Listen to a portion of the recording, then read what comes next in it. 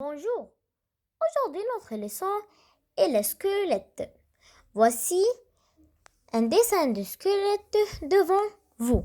Premièrement, le squelette se compose de deux choses. Premièrement, on a le squelette axial et le squelette périphérique. Le squelette axial, c'est le crâne. Voici le crâne. Et le côlon vertébral, voici, et le cage thoracique.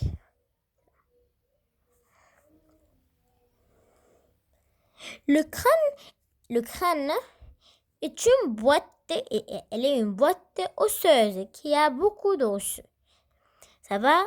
Elle contient des cavités comme des yeux, un nez, la bouche et les oreilles. Comme ça, c'est la crâne.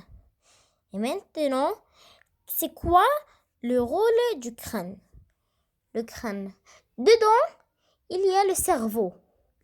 Le crâne, elle protège le cerveau. Ça est le rôle du crâne. Maintenant, la colonne vertébrale,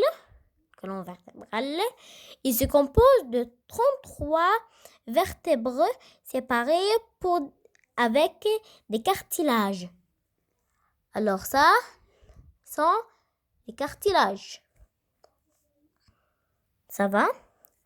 Puis, on a le rôle de la colonne vertébrale. Le colonne vertébrale il permet au corps de se déplier. Si on n'a pas le colonne vertébrale, on ne va pas bouger de tout. On doit avoir le colonne vertébrale pour bouger comme ça. Puis, deuxième chose, il protège le moelle épinier. Qu'est-ce que ça veut dire? Le moelle épinier. Le moelle épinier est quelque chose liquide. Il est liquide. Elle passe par le cage thoracique, comme ça. Du cerveau jusqu'à le colonne vertébrale. Pourquoi? Parce que moi, si je vais bouger ma main, alors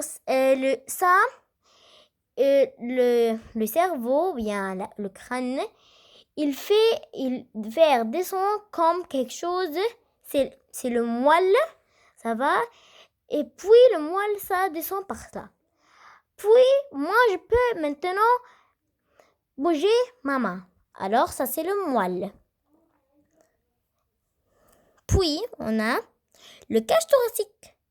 Le cage thoracique se compose de 12 paires de côtes. Mais moi, bien sûr, je n'ai pas dessiné les 12 paires de côtes.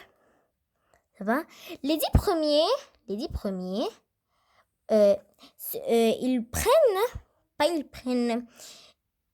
sans contact. En avant avec l'eau. Os, ça veut dire os du sternum. Cette os, voilà, elle s'appelle sternum. Cette os prend les 10 os. Et cette os s'appelle sternum. Et les deux, il n'y a pas quelque chose. Mais voilà, je peux la dessiner comme ça. Il ne se contacte pas avec cette os. Alors ça, c'est clair. Puis, qu'est-ce qu'on a? On a expliqué le cage thoracique. Maintenant, le rôle de la cage thoracique. Il protège le poumon et le cœur. Là est le cœur, voilà. Ça est le cœur. Il protège le cœur et le poumon. Et il aide à l'opération de l'inspiration et l'expiration. L'inspiration et l'expiration. Ça va? Maintenant, les os des deux membres supérieurs sont, voilà, humeur, avant-bras et main. Ça va? Puis, les deux membres inférieurs sont fémur, jambes et pieds. Puis, Qu'est-ce que ça veut dire les articulations? Sont les endroits où se contactent les os et qui permettent des mouvements entre les os. Ça va? Les articulations sont deux genres. Articulation pivot et articulation de charnière. L'articulation pivot, qu'est-ce que ça veut dire?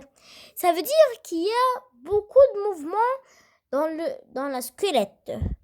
Comme l'ange, il bouge beaucoup. Va. Et l'épaule. L'épaule, ils doivent bien sûr derrière, devant, comme ça. Et le poignet. Poignet, voilà, on le bouge dans plusieurs directions. Et maintenant, l'articulation en charnière. C'est quoi? Le genou, on ne peut pas le bouger beaucoup. Et bien sûr, le cou. Aussi, on ne peut pas le bouger beaucoup. Et voilà notre leçon aujourd'hui. J'espère que vous avez aimé et merci.